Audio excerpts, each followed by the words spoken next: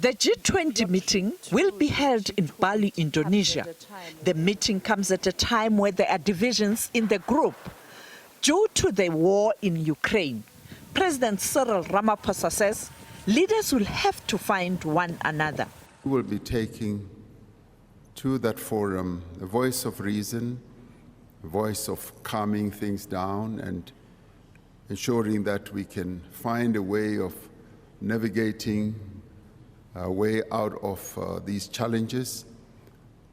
The G20 was essentially formed to stabilize economies of the world, and that is going to be one of the key areas of focus. Our ministers have been participating in many of the other forums that have been taking place at ministerial level. Many of our ministers, both in the economic cluster, in the security cluster, and the social cluster, have been attending lots of meetings that will culminate in what will make up the G20. So we will go there pushing a very progressive agenda, an agenda that will hopefully lead to prosperity of peoples in the world, but more especially for people on our continent. The president says it's time for the African Union to be granted a full membership of the G20. And we will also be going there to advocate for the acceptance of the AU as a member of the G20. Like the EU is a member, we want the AU to be a member. We do not want South Africa to be the only African country that participates. So that is the agenda that we will be carrying to the G20. The president will also travel to Egypt to attend the climate change summit. Going to COP27. COP27 is going to grapple with the energy challenges, not only of the future, but even current energy challenges.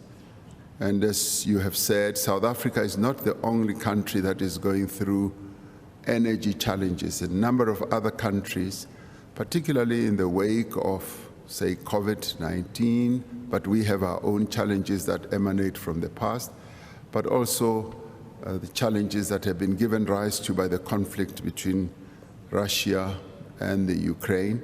So Europe is going to face its own challenges as the winter comes in, and a number of other countries around the world are going to be going through the same blackouts, more or less, as we are having.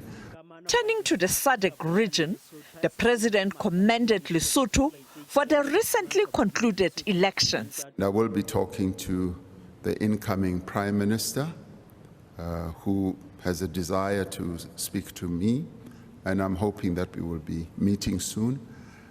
The holding of that election, particularly against the background or backdrop of the reforms that we had been working on as SADC and as led by South Africa as facilitator, and in this regard I honor former Deputy Chief Justice Dikgang Moseneke for the role that he played in the last mile to ensure that those reforms are buttoned down.